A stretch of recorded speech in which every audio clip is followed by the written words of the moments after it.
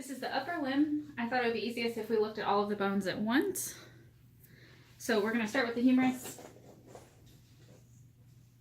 I've got a little A here for anterior and a P here for posterior. In case you forget what aspect you're looking at, we're going to start with the anterior aspect. We'll start at the proximal end. The most proximal part of the humerus is the head of the humerus, this ball-like structure here. Just below that sits the anatomical neck, and there's a second neck, so it's a little bit confusing, and that's the surgical neck that's here. So there are two necks on the humerus. So the anatomical neck sits just below the head of the humerus, and the surgical neck sits just here. Also on the proximal end, we can see the greater and lesser tubercle. The greater tubercle is here, the structure that sits out quite a bit, and the lesser tubercle is just to the right of that here, next to the head of the humerus. So on the proximal end of the humerus, you've got the head of the humerus, the anatomical neck, and the surgical neck, the greater tubercle, and the lesser tubercle. Coming down the shaft of the humerus, we have two epicondyles. The first is the lateral epicondyle, and the second is the medial epicondyle. You can tell the difference between the two because the medial epicondyle sticks out quite a bit. It's much more prominent than the lateral epicondyle. Sitting just between those two epicondyles are two structures. I'm going to put my marker here so it's easier to identify them. The first is called the trochlea, and that's the structure here that sits just next to the medial epicondyle. The other one is the capitulum, and that sits just next to the lateral epicondyle. So in the distal end of the humerus, we have medial epicondyle, trochlea, which is this whole thing here, capitulum, and lateral epicondyle. I'm going to flip the humerus over so we can look at the posterior side, and I'm going to flip our markers so we don't get confused. So now we're looking at the posterior aspect of the humerus. You can still see the head of the humerus. The anatomical neck would be here. The surgical neck is here, and you can still see the greater tubercle. You can't see the lesser tubercle because it's on the anterior aspect, so greater tubercle is here. Can't see the lesser. Coming down the shaft of the humerus, you can still see the medial epicondyle, which sticks out much farther than the lateral epicondyle. You can still see a bit of the trochlea, and you can see the back of the capitulum. So moving down the arm to the forearm, we're going to look at the two bones that make up the forearm. I'm going to switch those again so that they're correct.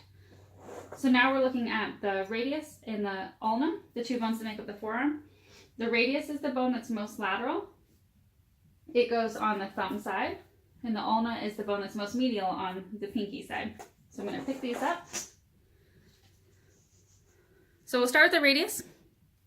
At the proximal end of the radius is the radial head, this rounded part here.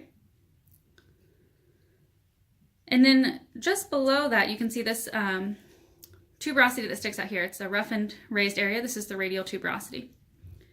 Coming down the shaft of the radius is the styloid process, and that lies on the lateral side of the radius. That's this pointy part here. Moving to the ulna, we're going to start at the top of the ulna, and there's three things we want to look at: the olecranon, the trochlear notch, and the coronoid. So we'll start with the olecranon. The olecranon of the ulna is this top part here, and it articulates with the humerus in the olecranon fossa of the humerus. So when you bend your elbow, the olecranon of the ulna fits right into that olecranon fossa. On the bottom part of the top of the ulna, so the bottom part here is the coronoid, and the coronoid is going to fit right into this here of the humerus, which is called the coronoid fossa. So when you bend your elbow, it's going to go just like that and fit right into there. And then finally, you may have already noticed that the trochlear notch of the ulna, this indention, this curvature of the ulna, is called the trochlear notch, and it wraps around the trochlea of the humerus. So when you're bending your elbow, it wraps around the trochlea of the humerus. So it makes sense that they're all named after each other because they all articulate. Going back to the radius, the head of the radius articulates with the capitulum of the ulna. So that will touch just a little bit there. So moving down, there is more that we're going to talk about on the forearm, but before we do that, we'll talk about the hand. So moving down to the hand bones, we'll start with the phalanges. All of these bones here are phalanges. We have distal, middle, and proximal phalanges, so we'll start with distal. That's the bottommost phalanx on each finger. So distal phalanges are the fingertips. Middle phalanges come next. You only have middle phalanges on your forefingers. You do not have a middle phalange on your thumb, and that will make more sense in just a second. But these are middle phalanges here. After that comes proximal phalanges, and those are the phalanges that are most proximal on your fingers. So remember I said you only had a proximal and a distal on your thumb? That's because if you look at your thumb and you bend it, you only have 2 bones there. So that's the distal and the proximal phalange. But if I hold out a finger and I bend it, I've got 1, 2, 3. That's a distal, middle, proximal phalange. Or phalanx is singular, sorry. So looking back at the hand, we've got the thumb here, just has a distal and a proximal phalanx, but the fingers have distal, medial, and proximal. Okay, so all of these are phalanges. Above that are the metacarpals, and that's these long, slender bones here. You have 5 of those. You can tell the difference between the first one and the other 4 because the first metacarpal is shorter and more robust. And then moving above that are the wrist bones or the carpals. There are 8 carpals in the wrist. They are hamate, capitate, trapezoid, trapezium, scaphoid, lunate, triquetrum or triquetrum, and pisiform. So you can remember this with the mnemonic. Here comes the thumb, so long to pinky. I did not make that up, so don't give me credit for that. But that tells you which direction you're going, and it gives you the first letter of each carpal.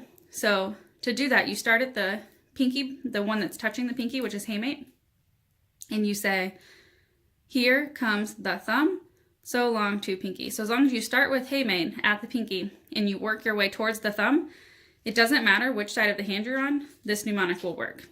So here comes the thumb, so long to pinky. So once again, that is hamate, capitate, trapezoid, trapezium, scaphoid, lunate, triquetrum, and pisiform. And I'm going to flip the hand over. So now we're looking at the anterior side of the hand, so the top part of the hand. And we're going to name these again. So we still have phalanges. Distal are the fingertips.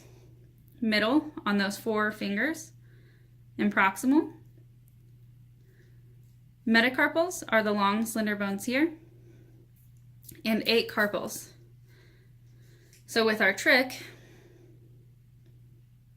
if we start with the bone that's touching the pinky, that's here, or hamate, here comes the thumb, so long to pinky. So when you're on the anterior or dorsal aspect of the hand, sorry, not anterior, but dorsal aspect of the hand, so the top part of your hand, you'll see that they look a little different. They're not in nice, neat rows anymore. So pisiform's kind of hidden.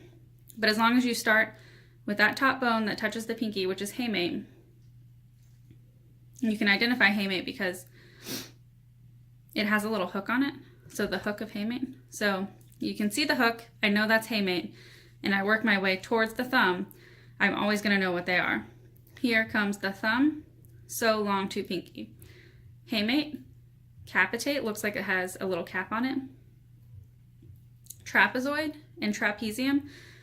These are kind of confusing because they're almost so similar in name, but you can remember trapezium is the bone that sits just below the thumb because trapeze artists have to wrap their thumb around the trapeze bar.